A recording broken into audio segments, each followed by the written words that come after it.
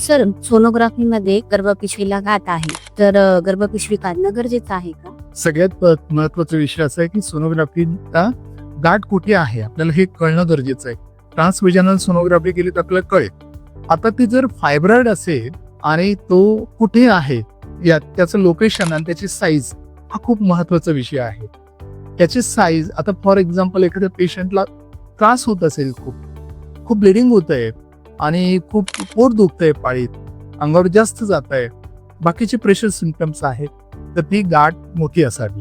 आणि ती गाठ जर 5 सेंटीमीटर पेक्षा मोठी असेल तर ती काढणं गरजेचं आहे. तुझा प्रश्न होता की गर्भपिशवी काढणं गरजेचं आहे का? नाही, गर्भपिशवी काढणं गरजेचं नाहीये.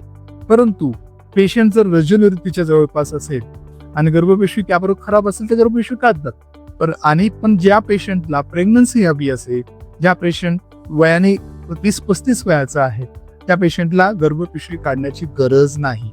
लॅप्रोस्कोपिकली आपण ही गाठ काढू शकतो. जे मोर दॅन 15 सेंटीमीटर जरी असली तरी आपण ती लॅप्रोस्कोपीने काढू शकतो.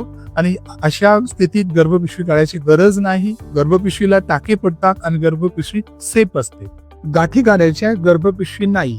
प्रत्येक फायब्रॉइडसाठी गर्भपिशवी काढणं किंवा युट्रस काढणं गरजेचं नाही. फक्त योग्य पर्याय समजून घेणं गरजेचं आहे.